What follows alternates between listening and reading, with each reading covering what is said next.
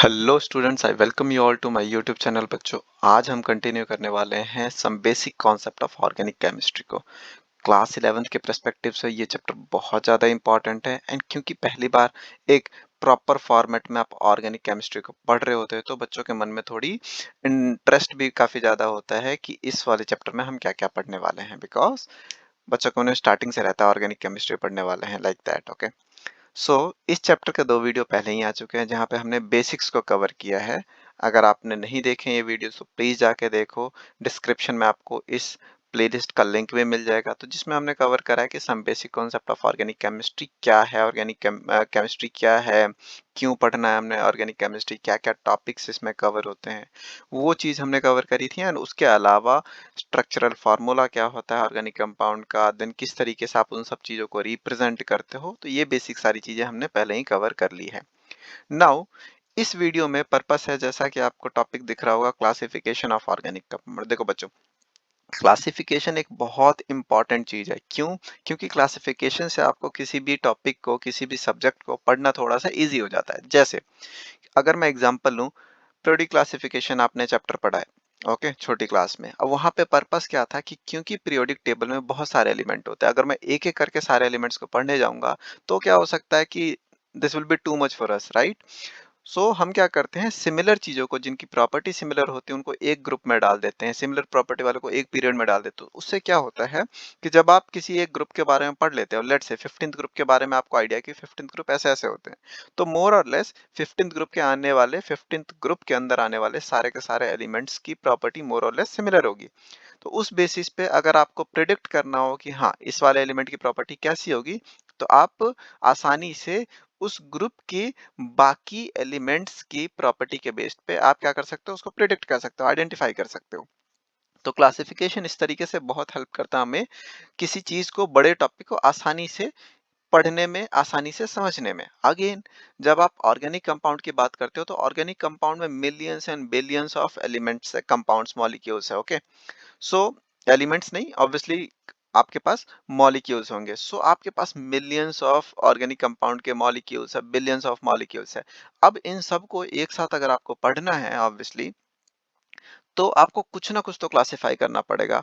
Okay, तो इस वाले टॉपिक में हम यही चीज कवर करने की कोशिश करेंगे कि ऑर्गेनिक कंपाउंड को हम किस किस तरीके से क्लासिफाई कर रहे हैं। ओके, तो सबसे पहले मैं क्या करूंगा, ओवरऑल ट्री बना दूंगा कि किस तरीके से क्लासिफिकेशन है, एंड देन एक एक को आपको समझाऊंगा, तो आपको इजीली समझ आ जाएगा कि इस तरीके से इसको क्लासिफाई क्यों किया गया है, और मैं कैसे समझ सकता हूँ कि अगर मेरे को कोई एक ऑर्गेनिक कंपाउंड दे दिया जाए तो वो इसमें से किस क्लासिफिकेशन ग्रुप का पार्ट है। सो सबसे पहले ओवरऑल ट्री में सबसे ऊपर क्या आएगा, सारे के सारे organic compound, organic compound. Okay, तो आपके पास सारे ऑर्गेनिक कंपाउंड है। अब जो सबसे पहला लेवल ऑफ क्लासिफिकेशन होता है, बड़ा सिंपल है क्लासिफिकेशन, ये देखा जाना कि ये एक क्लोज चेन बना रहे हैं कि नहीं। तो जो नहीं बनाते उसको आप बोलते हो ए साइक्लिक, उसको क्या बोलते हो, ए साइक्लिक। और ओपन चेन क्या बोलते हो, ओपन चेन। एंड जो बना लेते हैं उसको क्या बोलते हो, जो बिल्कुल साइक्लिक कंपाउंड बनाते हैं उसको आप क्या बोलते हो, साइक्लिक। अब इसका मैं एग्जांपल भी आपको दूंगा, आपको समझ आ जाएगा। तो ऑर्गेनिक कंपाउंड को आपने ए साइक्लिक और साइक्लिक में करा, साइक्लिक को और दूसरा नाम आप क्या दे सकते हो, क्लोज्ड चेन, क्या दे सकते हो, क्लोज्ड चेन। ओके, तो ये तो हो गया फर्स्ट लेवल ऑफ क्लासिफिकेशन, क्या कि अगर वो साइक्लिक है तो साइक्लिक, नहीं है तो ए साइक्लिक। अब देखो, ए साइक्लिक का फर्दर कोई क्लासिफिकेशन नहीं है। साइक्लिक के दो फर्दर क्लासिफिकेशन कौन कौन से हैं, वो देखो। अगर मान लो कंपाउंड साइक्लिक है तो उसमें हो सकता है कि वो एलिसाइक्लिक हो। एलिसाइक्लिक क्या मतलब होता है उसका मैं समझाऊंगा आपको, या फिर एरोमेटिक हो सकता है। एरोमेटिक क्या होता है ये भी मैं बताऊंगा, लेकिन अभी के लिए मैं ओवरऑल ट्री बना देता हूं आपके लिए। देन जो एलिसाइक्लिक है उसको अगेन आप दो तरीके से क्लासिफाई करते हो। पहला क्या होगा, होमोसाइक्लिक। होमोसाइक्लिक, होमो का मतलब होता है सेम, जब मैं इसको बताऊंगा तो आपको समझ आ जाएगा कि क्या मतलब है यहाँ पे होमो का। एंड देन ऑब्वियसली होमो है तो दूसरा क्या होगा, heterocyclic. Okay, so a cyclic आपका होमोसाइक्लिक और हेट्रोसाइक्लिक हो गया। नाउ जो आपका एरोमेटिक होता है उसको आप फर्दर तीन तरीके से क्लासिफाई कर सकते हो। क्या क्या, एरोमेटिक को आप तीन तरीके से क्लासिफाई कर सकते हो। एक होता है बेंजेनॉइड, एक होता है बेंजेनॉइड जो बेंजीन जैसे दिखते हैं। बेंजीन क्या होता है वो भी मैं आपको बताता हूँ। एक बेंजेनॉइड है तो दूसरा क्या हो जाएगा, नॉन बेंजेनॉइड। एक बेंजेनॉइड दूसरा नॉन बेंजेनॉइड एंड तीसरा होगा heterocyclic, heterocyclic aromatic compound, aromatic compound. सबसे पहले इसको आप नोट डाउन कर लो एंड देन मैं एक एक करके आपको समझाऊंगा तो आपको बिल्कुल अच्छी तरीके से क्लियर हो जाएगा कि क्या होते हैं ये सारे के सारे डिफरेंटली। तो आप सबसे पहले जिस पे भी नोट कर रहे हो, आप सबसे पहले ये ट्री नोट कर लो। आपको एनसीईआरटी में भी मिल जाएगा, आप वहां से भी देख सकते हो। लेकिन अगर आप अभी ये वीडियो देख रहे हो तो बिल्कुल आप इसको नोट कर सकते हो साथ के साथ। अब मैं बिल्कुल स्टार्टिंग से स्टार्ट करता हूँ कि किस किस का क्या मतलब है। ओके, मैं लेट से ए साइक्लिक के लिए आपको रेड कलर से मैं आपको बता देता हूँ अलग से आपको क्या होता है। देखो होता क्या है, मान लो कि आपने इसकी इनिशियल वीडियोस देखी हैं तो ऑर्गेनिक कंपाउंड में क्या होते हैं, कार्बन चेन होती है, लॉन्ग कार्बन चेन होते हैं। ओके, अब दो ऑप्शन है। ओके, यहाँ पे हाइड्रोजन मैंने अभी कंप्लीट नहीं करा, अदरवाइज आपको पता है कि कार्बन टेट्रावैलेंट होते हैं। इसमें अगर मैं खाली हाइड्रोजन की हेल्प से सारे अगर इसके जितनी भी रिक्वायरमेंट है इलेक्ट्रॉन की वो फिल करने की कोशिश करूं तो टेट्रावैलेंट का मतलब क्या होता है, हर कार्बन को 4 बॉन्ड चाहिए। एक बॉन्ड पिछले कार्बन से मिल गया तो 3 हाइड्रोजन के साथ बनाएगा तो ये H3 बना लेगा। इसको 2 मिल गया है तो ये H2 होगा, इसको भी 2 मिल गया ये H2 होगा, अगेन H2 एंड ये H3। अब ये एक ऐसा ऑर्गेनिक कंपाउंड है जो ओपन चेन है, जिसमें एक साइकिल कंप्लीट नहीं हुई है। देखो ओपन चेन है तो ऐसे कंपाउंड्स को आप क्या बोलोगे, आप बोलोगे ए साइक्लिक। ओके, तो ओपन चेन जो होता है उसको आप बोलते हो ए साइक्लिक। अब मान लो कि एक ऐसा है ऑर्गेनिक कंपाउंड जो इस तरीके का है। अब मैं इसको इस तरीके से जोड़ देता हूं। अब अगर मैं देखूं तो इस कार्बन के 2 बॉन्ड पहले से पूरे, 2 हाइड्रोजन से पूरे हो सकते हैं, तो सबके लिए 2 हाइड्रोजन से पूरे हो जाएंगे। ओके, तो दैट मीन सबकी टेट्रावैलेंसी पूरी हो गई।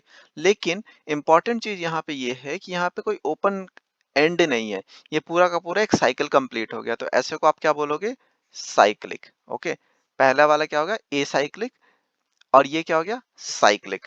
ओके, आई होप आपको क्लियर हो गया होगा साइक्लिक और एसाइक्लिक में क्या डिफरेंस होता है। अब एक और चीज ध्यान दो, मान लो कि कोई एक ऐसा कंपाउंड है जिसमें ट्रायंगल इस तरीके से बना। ओके, ये हम पहले ही पढ़ चुके हैं तो आप पिछला वीडियो देखोगे तो आपको क्लियर हो जाएगा। तो ये CH2 है, मैं ऐसे ट्रायंगल बना रहा हूँ, इसका क्या मतलब है, तो ये आप पहले ही क्लियर कर चुके हो पिछला वीडियो देख के। ओके, सो इसको zigzag representation of organic compound बोलते हैं एंड आप पिछला वीडियो देखोगे तो आपको क्लियर हो जाएगा क्या मतलब है इसका। ओके, नाउ ये CH2 CH2 CH2 है। अगर मैं इसमें एक वेरिएशन डाल दूं कि मैं क्या करता हूं, इस तरीके से बनाता हूं और यहाँ पे ना एक ऐसी लाइन बना दूं, तो अब ध्यान से देखो, इस वाले कार्बन हर जो जंक्शन बोल लो या एज बोल लो, ये क्या करता है, एक कार्बन को रिप्रेजेंट करता है। ये क्या करता है, एक कार्बन को रिप्रेजेंट करता है। ये एक कार्बन है, ये एक कार्बन है, ये एक कार्बन है, ये एक कार्बन है। ओके, अब इस कार्बन के 2 बॉन्ड पहले से, ये बॉन्ड और ये बॉन्ड पहले कंप्लीट हो चुके हैं, टेट्रावैलेंट है तो 2 हाइड्रोजन चाहिए इसको, CH2 अगेन CH2। इस कार्बन के लिए मैं ध्यान दूं तो 1 2 3 कंप्लीट हो चुके हैं, उसको खाली एक ही हाइड्रोजन चाहिए CH, एंड इसके लिए खाली एक हो चुका है तो CH3। अब आप बोलोगे इसमें एक ओपन एंड भी तो है, तो देखो प्रायोरिटी हमेशा ये पता करने के लिए कि वो साइक्लिक है कि एसाइक्लिक है, आपको ये देखना है कि वो साइक्लिक है कि नहीं है।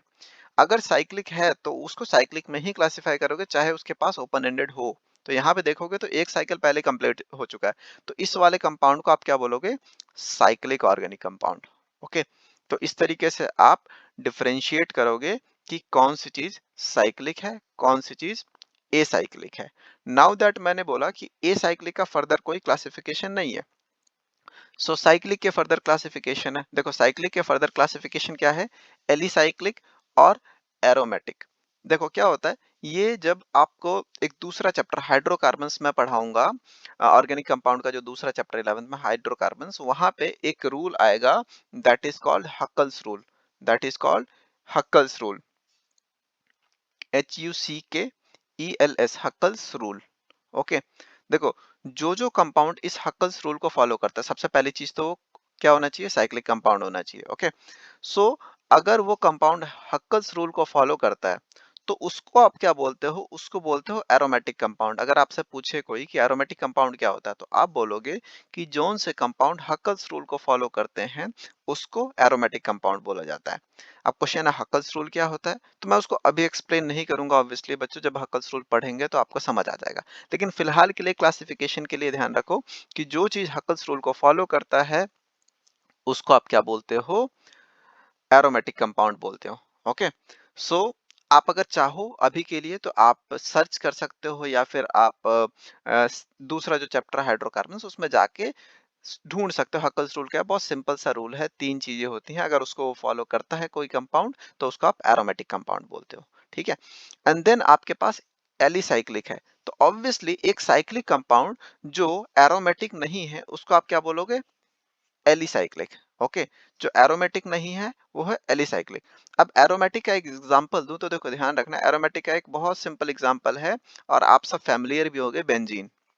ओके, बेंजीन इस तरीके का कंपाउंड होता है जिसका फॉर्मूला होता है C6H6। ओके, बेंजीन एक एरोमेटिक कंपाउंड है। तो इसमें क्या होता है, ये हकल्स रूल को फॉलो करता है। हकल्स रूल के लिए एक आधा सिंपल रूल मैं बता दूं, कुछ नंबर ऑफ इलेक्ट्रॉन्स चाहिए। ओके, अगर मैं यहाँ पे कुछ certain number of pi electron चाहिए, आपको पहले ही पता है सिग्मा एंड पाई इलेक्ट्रॉन क्या होते हैं। यहाँ पे अगर आप देखोगे तो एक पाई बॉन्ड, दूसरा पाई बॉन्ड, तीसरा पाई बॉन्ड, तो टोटल कितने हो गए? एक बॉन्ड में 2 इलेक्ट्रॉन, 6 इलेक्ट्रॉन हो गए, 6 पाई इलेक्ट्रॉन हो गए। ओके, तो अकॉर्डिंग टू हकल्स रूल होता क्या है कि एक सर्टेन नंबर ऑफ इलेक्ट्रॉन होता है, एक फार्मूला है, अगर उसके अंदर आप एन की वैल्यू चेंज करते रहो और उसकी वैल्यू कुछ सर्टेन नंबर में आती है, तो उसको आप बोलोगे कि हाँ वो उस फार्मूले को फॉलो कर रहा है, and then the compound should be planar in nature. तो इसका 100% मतलब है कि हैकल्स रूल के फार्मूला में अगर उस फार्मूले में डाल के 6 इलेक्ट्रॉन आ जाता है आपका, इसका मतलब that is aromatic compound. And उसके अलावा क्या होना चाहिए? प्लेनर इन नेचर होना चाहिए। तो मैं डिटेल में आपको हैकल्स रूल नहीं बता रहा हूँ, मैं ऊपर ऊपर से मैंने आपको बताया, बट हाँ, आपको ध्यान रखना है कि बेंजीन एक बहुत इंपॉर्टेंट एरोमेटिक कंपाउंड होता है। ओके, नाउ जो एरोमेटिक नहीं होंगे वो क्या हो गए? ए साइक्लिक हो गए। तो अगर आपसे पूछा जाए ए साइक्लिक के फर्दर दो क्लासिफिकेशन है, होमोसाइक्लिक एंड हेट्रोसाइक्लिक। ओके, आप सिंपल, अगर होमोसाइक्लिक का एग्जांपल दूं तो सिंपल सी चीज है, मैंने बोला कि एरोमेटिक के लिए पाई इलेक्ट्रॉन होना मैंडेटरी है। तो अभी एग्जांपल लेने के लिए क्या मैं ले लेता हूँ, एक ऐसा साइक्लिक कंपाउंड ले लेता हूँ जिसमें पाई इलेक्ट्रॉन ना हो। जब मैं बोलता हूँ पाई इलेक्ट्रॉन ना हो, तो इसका मतलब क्या हो गया? उसमें डबल ट्रिपल बॉन्ड ना रखूं मैं। तो सिंपल, अगर मान लो ये क्या हो गया, इसमें आपको एज दिख रहा है लेकिन एज नहीं है, ये सिंपल इस तरीके से है। ओके, सो दिस इज आपका मीथेन इथेन प्रोपेन, साइक्लोप्रोपेन। इसका क्या नाम बोलोगे? साइक्लोप्रोपेन। नोमेनक्लेचर में आने वाली वीडियोस में बताऊंगा, बट अभी के लिए इसका नाम ध्यान रखो, साइक्लोप्रोपेन होता है। इसी तरीके से जो स्क्वायर हमने बनाया था वो क्या हो जाएगा? मीथेन इथेन प्रोपेन ब्यूटेन, तो this will be cyclobutane. Okay, so ये सारे किसके एग्जांपल होंगे? होमोसाइक्लिक। जब मैं बोलता हूँ होमो, तो होमो का सिंपल मतलब है कि जितने भी एजेस हैं साइकिल के अंदर, जितने भी एजेस हैं साइकिल के अंदर, they all should be carbon.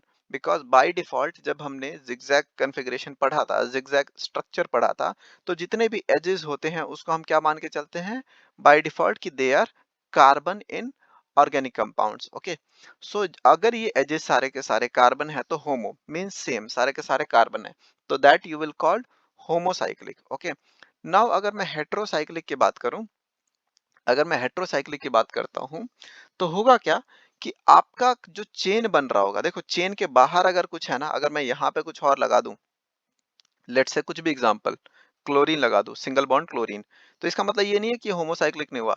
Homocyclic का मतलब है कि मेन जो चेन है उसके अंदर सारे कार्बन होने चाहिए। अब अगर इस चीज को हमें गलत करना है तो मैं क्या करूं, मेन चेन के अंदर एक एक्स्ट्रा ऐसा एलिमेंट डाल दूं जो कार्बन नहीं है। सो लेट से एक एग्जांपल ये है, इस तरीके से एक कंपाउंड है, बीच में क्या आ गया? ओ। है तो ये साइकिल का पार्ट ही, लेकिन इस वाले एज पे आपका कार्बन की जगह ऑक्सीजन है। एंड देखो, स्पेसिफिकली हमने लिखा है ओ, बिकॉज हमें पता है कि बाय डिफॉल्ट जो अजम्पशन है, ये सारे क्या हैं? ये कार्बन है, और होते भी कार्बन है। तो अगर आपको कार्बन के अलावा कुछ भी एलिमेंट रिप्रेजेंट करना हो तो आप उसका एलिमेंट का जो भी सिंबल है उसको आप लिखते हो। तो ये आपका जो कंपाउंड हो गया, ये आपका क्या हो गया, हेट्रोसाइक्लिक इन नेचर, एंड इसका नाम क्या है, टेट्रा हाइड्रोफ्यूरान। इसका नाम क्या है, टेट्रा हाइड्रोफ्यूरान। एक साथ नाम लिखोगे सबका, मैंने जगह कम है इसलिए एक के नीचे एक लिखा, अदरवाइज इसका नाम क्या है, टेट्राहाइड्रोफ्यूरान। सो ये क्या हो गया आपका, हेट्रोसाइक्लिक हो गया। रीजन बीइंग कि साइकिल के अंदर ही एक ऐसा एलिमेंट है जो कार्बन नहीं है। आई होप आपको समझ में आया होगा। नाउ हम आते हैं एरोमेटिक पे, जो काफी इंपॉर्टेंट भी है। ओके, नाउ मैंने बोला कि एरोमेटिक कंपाउंड में एक बहुत इंपॉर्टेंट जो आपका एग्जांपल होता है that is benzene. Okay, benzene, ये अभी हमने पढ़ा। अब क्या होता है कि बेंजीन इतना इंपॉर्टेंट है कि नेक्स्ट क्लासिफिकेशन बेंजीन के बेसिस पे ही हो जाता है कि जो बेंजीन जैसे दिखते हैं, जो बेंजीन जैसी टाइप के हैं और एरोमेटिक कंपाउंड, उसको आप बोलते हो बेंजेनॉइड। ओके, उसको आप क्या बोलते हो, बेंजेनॉइड। जैसे बेंजेनॉइड में क्या आ जाएगा, बेंजीन खुद आ जाएगा। ओके, एंड बेंजीन के डेरिवेटिव्स आ जाएंगे। डेरिवेटिव्स का मतलब अगर उसके ऊपर कुछ ग्रुप लग रखा हो। ओके, सो ये सारे के सारे क्या हो जाएंगे आपके बेंजीन, ये सारे के सारे क्या हो जाएंगे, बेंजेनॉइड के एग्जांपल हो जाएंगे। ये बेंजीन खुद हो गया। ओके, देन आपके पास इस तरीके के जो एग्जांपल होते हैं, ओके, OH लग गया, आपका फिनोल हो गया। सो ये सब आपके किसके एग्जांपल हो गए, बेंजेनॉइड के एग्जांपल हो गए। नॉन बेंजेनॉइड में क्या होंगे, जो है तो और एरोमेटिक कंपाउंड बट वो बेंजीन जैसे दिखने में नहीं है, जिसमें बेंजीन नहीं होता। जैसे एक एग्जांपल अगर आपको दिया जाए तो देखो, ये कंपाउंड जो मैं बना रहा हूँ, ध्यान से देखना कितने एजेस हैं यहाँ पे, फिर अगेन ये एक सिंपल है। ओके, अब यहाँ पे अगर ये हो गया यहाँ पे और यहाँ पे डबल बॉन्ड होता है, एंड जो ये वाला है यहाँ पे अगेन डबल बॉन्ड ओ है। तो ये कंपाउंड है। देखो बेंजीन में क्या होता है, 6 कार्बन होते हैं, 6 एजेस होते हैं, टोटल 6 कार्बन होते हैं, 3 4 5 6। अगर मैं इसकी बात करूं तो 1 2 3 4 5 6 7 एजेस हो गए। ठीक है, तो इसका नाम क्या है, ट्रोपोन, TROPONE। ठीक है, तो ये भी एक ऑर्गेनिक कंपाउंड है, लेकिन ये बेंजीन जैसा नहीं दिखता। मैं बोल रहा हूँ ऑर्गेनिक कंपाउंड है, ऑब्वियसली ऑर्गेनिक तो है ही है सारे। ये एरोमेटिक कंपाउंड भी है, और एरोमेटिक है इसका मतलब ये भी हकल्स रूल को फॉलो कर रहा है। तो जरूरी नहीं है कि खाली जो बेंजीन जैसे दिखते हैं वो हकल्स रूल को फॉलो करते हैं। जो बेंजीन जैसे दिखते हैं और हकल्स रूल को फॉलो करते हैं उसको बेंजेनॉइड एरोमेटिक कंपाउंड बोलोगे आप। एंड जो बेंजीन जैसे नहीं दिखते हैं फिर भी हकल्स रूल को फॉलो करते हैं उसको क्या बोलोगे आप, non benzenoid organic compound, aromatic compound. Okay, and last क्या हो गया, हेट्रोसाइक्लिक। तो ध्यान से देखना, चाहे वो बेंजेनॉइड हो या नॉन बेंजोनाइड हो, दोनों क्या होंगे, होमोसाइक्लिक ही होंगे। बिकॉज जो क्लोज चेन बन रहा है उसमें अगर ध्यान से देखोगे तो सारे कार्बन है, carbon carbon carbon carbon carbon carbon. तो अगर कोई बेंजीन टाइप होगा तो ऑब्वियसली सारे के सारे कार्बन होंगे, क्योंकि बेंजीन का एग्जाम फॉर्मूला ही क्या है, C6H6। बट नॉन बेंजोनॉइड भी है, तो इसमें ध्यान से देखो, 1 कार्बन 2 कार्बन 3 कार्बन 4 कार्बन 5 6 7। इसका क्या मतलब है कि जो एक्चुअल में ओवरऑल साइकिल जो बन रहा है, जो ओवरऑल साइकिल बन रहा है उसके अंदर के सारे कार्बन, उसके अंदर सारे जो भी एजेस हैं वो सारे के सारे क्या हैं, कार्बन है। तो ये सारे के सारे चाहे बेंजोनॉइड हो या नॉन बेंजोनॉइड हो, वो किसका टाइप होगा, होमो का ही टाइप होगा। नाउ हेट्रोसाइक्लिक एरोमेटिक कंपाउंड, ये क्या हो गया, होमोसाइक्लिक एरोमेटिक कंपाउंड। अब हेट्रोसाइक्लिक एरोमेटिक कंपाउंड आप गेस कर सकते हो, जैसे ए साइक्लिक में हमने देखा था। होमोसाइक्लिक में क्या होता है, सारे के सारे एजेस कार्बन है, इसमें कोई एज जो साइकिल का पार्ट है वो क्या है, आपका नॉन कार्बन होगा। तो सेम अगेन यहाँ पे भी होगा क्या, कि लेट्स से एक एग्जांपल मैं देता हूं आपको।